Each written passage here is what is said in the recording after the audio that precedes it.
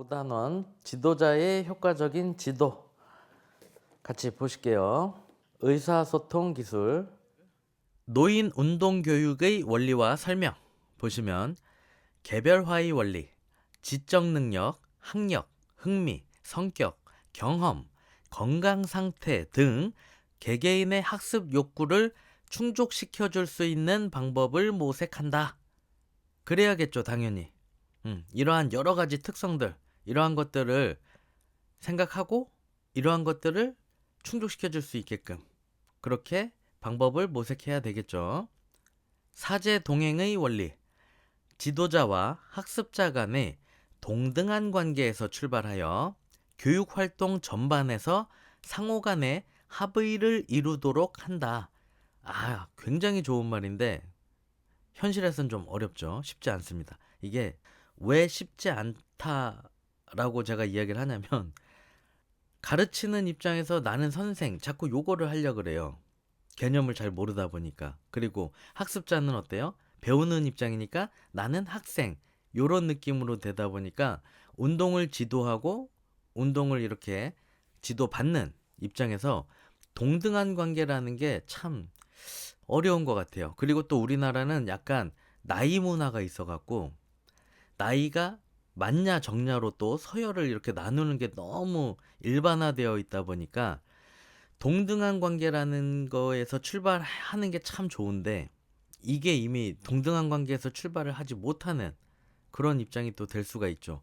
또 돈을 주고 또는 돈을 받고 이런 거로 갑을 관계가 또 형성이 돼서 그죠? 그래서 또 그 동등한 관계라는 게 참 어려운 말이 되어버린 현실이죠. 하지만 지금 여기서 이야기하는 것처럼 동등한 관계에서 출발을 하고 교육활동 전반에 서로 상호 간에 합의를 이루도록 한다라고 이렇게 되어 있죠. 아주 그냥 아름다운 말이에요. 정말 이상적인 말이고 요렇게 될 수 있도록 해라라는 거죠. 인지 능력이 저하된 노인을 지도할 때 적합한 방법. 대화와 운동의 템포를 늦춘다. 그렇죠. 말을 막 너무 빨리 하거나 운동 동작을 너무 빠르게 시범을 보인다거나 이러면 따라오기가 어렵겠죠. 지시를 단순하게 제시한다. 간결하게 큐잉을 주시는 거예요. 이건 굉장히 중요한 부분이죠. 다채로운 시각 자료를 사용하고 시각적 도구는 쉽게 읽을 수 있게 만든다라는 내용인데 가능하면은 이렇게 눈으로 봐서 따라올 수 있게끔 쉽게 따라올 수 있게끔 그렇게 유도를 해준다라는 거죠. 반복적인 학습이 효과적이다. 보통 이렇게 인지 능력이 저하되어 계신 노인분들 그런 분들은 한 말을 또 이렇게 한 번씩 더 해주는 거 이러한 것도 굉장히 중요해요. 저는 개인적으로 사실 한 말을 또 하면서 지도하는 걸 좋아하진 않아요. 근데 연세가 드신 분들, 그러니까 조금 연륜이 있으신 분들, 여기서 이제 우리가 이야기하는 노인분들, 이러한 분들은 들은 이야기도 금방금방 잊어버리고 마치 내가 이야기를 한 건데 안 들은 것처럼 그렇게 이야기를 하시는 경우들도 많고, 그래서 저도 레슨을 진행하면서 이제 친한 고객 그 대표님들한테는 그런 이야기를 해요. 실제로 형님 제가 이거 워낙에 친하기 때문에 이렇게 막 호칭을 형님이라고 하는데, 형님 제가 운동 진행하면서 121번 이야기 했었어요. 막 이렇게 표현을 한단 말이에요. 근데 형님은 처음 들었다라고 이야기를 하시는 거예요. 그 정도로 갭이 있어요. 실제로 나는 그 말을 분명히 했는데 그것도 여러 번. 근데 뭐 이해를 못 하시는 경우들, 이러한 경우들 굉장히 많이 있고요. 특히 이제 노인분들 지도할 때는 의식적으로 계속 반복을 해주는 거 굉장히 중요하고 필요합니다. 필요할 경우 동의 및 양해를 구하고 적절한 신체 접촉을 사용하며 지도할 수 있다. 이렇게 되어 있죠. 필요한 경우에는 이제 양해를 구해야 돼요. 반드시. 특히 이성이라면, 성별이 다른 고객분이라면, 나는 남자인데 이제 여성 고객분이시거나 이러면 특히 많이 주의를 하셔야 되겠죠. 그래서 죄송하지만 제가 지도하는 데 있어서 조금 더 효율을 높이기 위해서 이렇게 조금 터치를 해도 괜찮을까요? 이렇게 정중하게 양해를 구해 보는 거예요. 그 다음에 오케이 동의를 해 주시면 그때는 이렇게 터치를 어느 정도 해가면서 운동 지도를 할 수가 있죠. 이건 사실 굉장히 중요한 부분이에요. 왜냐하면 잘 보세요. 지도를 할 때 내가 몸을 터치하면서 지도를 하는 게 좋을까요? 몸을 터치하지 않고 지도하는 게 좋을까요? 한번 여러분들이 생각을 해보실게요. 어떤 게 더 좋을 것 같으세요? 제가 많이 강조하는 부분인데 항상 정답 찾기에 오류에 빠져 있다 우리는. OX가 아니에요 사실은. 보세요.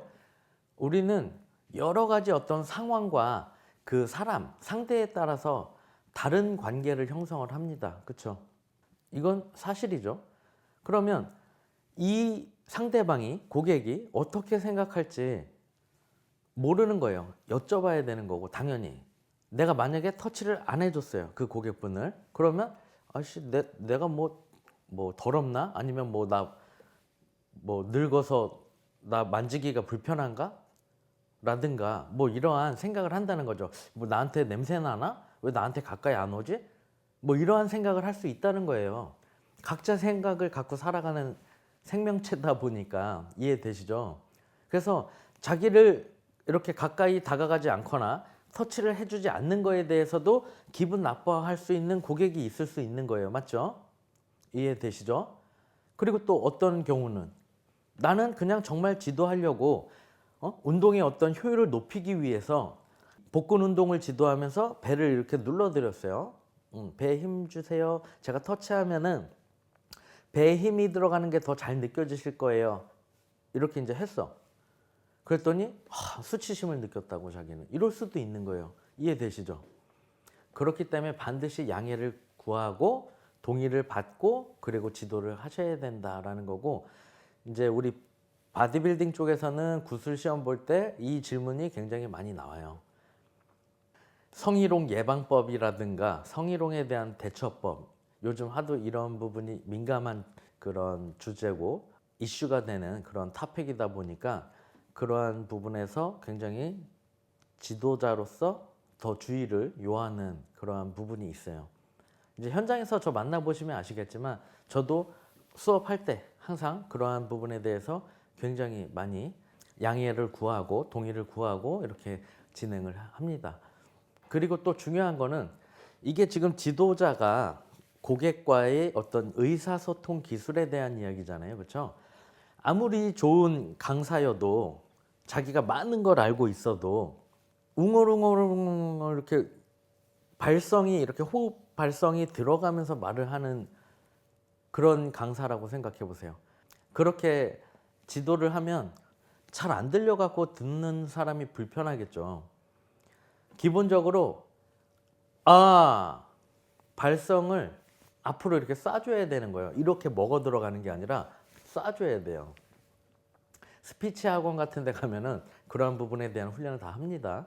근데 대부분 우리가 그냥 뭐 지식 좀 있으면 이렇게 교수 활동을 하려고 하거나 이렇게 가볍게 생각할 수 있다라는 거죠. 분명한 거는 지도하는 방법이 다 있습니다.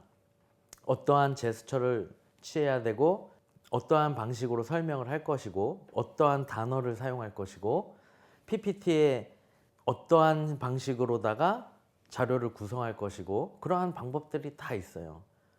근데 그러한 방법도 무시한 채 강의하거나 이렇게 교수 활동을 하시는 분들도 있죠. 근데 사실 그러한 부분도 다 배우셔야 되는 부분이고 익히셔야 되는 그런 부분이에요. 그래서 우리가 지도자로서 가르치는 방법 이런 것도 여러분들 잘 보셔야 돼요.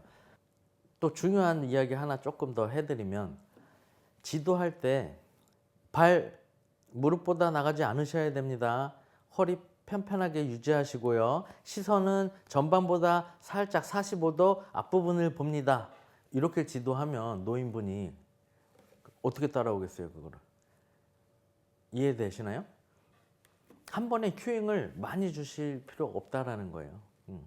당연히 진짜 많이 해도 노인분이 아닌 일반인을 해도 3가지 이상의 큐잉을 하지 않는 게 중요합니다. 생각할 게 너무 많아요. 고객 입장에서. 이거 하면 이게 안 되고 이거 하면 이게 안 되고 막 이러는데 하나씩 아니면 두 개씩 해서 진행을 할 수 있도록 그렇게 하는 것도 굉장히 중요하고, 이러한 지도 방법들이 있으니까 여러분들이 어떻게 하면 더 효율적으로 잘 지도할 수 있을까, 이러한 거 상식선에서 알고 있어도 자기 몸으로도 그걸 실현할 수 있으셔야 됩니다. 그게 구술시험인 거고, 지도자는 목소리를 크게 해서 자신감 있는 태도로, 그리고 활기찬 에너지를, 그리고 열정을 발산하고 전달해서 그 에너지를 받을 수 있게끔 하고, 이러한 부분도 있겠죠, 당연히.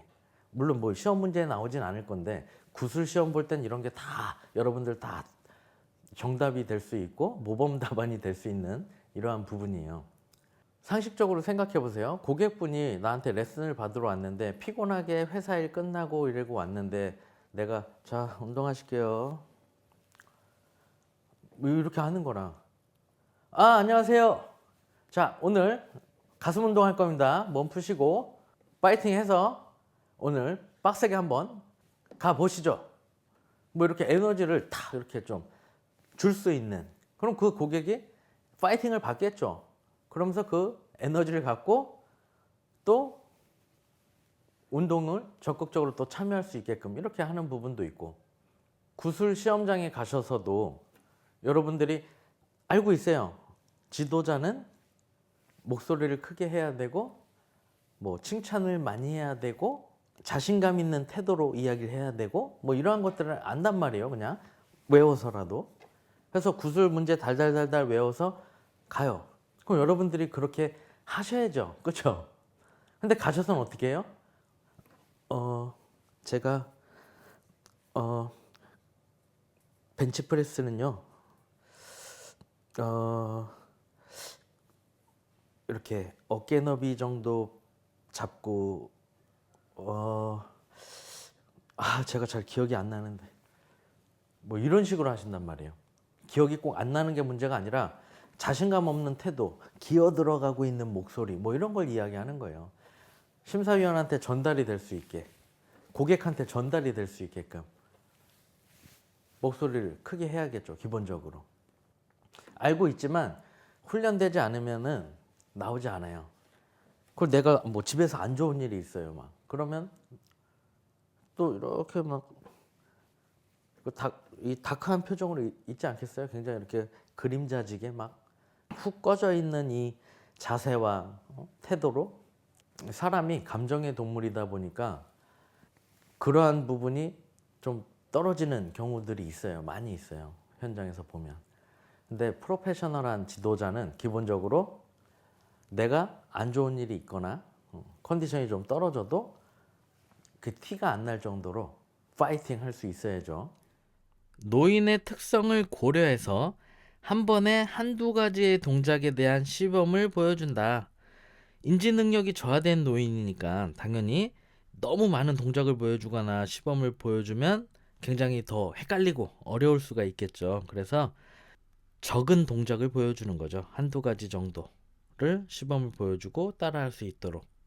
그리고 운동을 지도할 때 노인들이 이해할 수 있는, 그러니까 이해하기 쉬운 언어와 그림을 함께 사용하는 거, 이런 거는 인지 능력이 좀 저하된 노인분들한테 아주 좋은 그런 지도 방법이다라고 볼 수가 있겠죠. 각자의 페이스로 동작을 수행하도록 한다. 그렇죠. 뭐 막 이렇게 느리게 한다고 해서 막 급하게 몰아붙이거나 막 이렇게 하지 않고, 이렇게 지켜보면서 각자의 체력 수준에 맞게 동작을 수행할 수 있도록 이렇게 배려하는 거. 동작을 단순화하여 반복적으로 시범을 보여준다. 그렇죠. 이것도 뭐 굉장히 자주 언급되는 내용이죠. 심상 훈련을 활용한다. 그러니까 이미지 트레이닝을 활용해서 지도를 한다라는 내용이죠. 상상하게 하고 마음속으로 생각해 보게 하고 이러면서 훈련을 이끌어 나간다라고 보시면 됩니다. 자, 언어적 암시, 하나의 단어 또는 짧고 간결한 어구를 사용을 한다. 괜히 어려운 표현으로다가 막 이야기하고 있어 보이게 하고, 뭔가 내가 많이 알고 있다라는 어떤 지식적인 거를 전문가끼리 이야기하면 괜찮은데 고객한테 그렇게 이야기하는 거는 안 되겠죠. 그리고 특히 노인분들한테.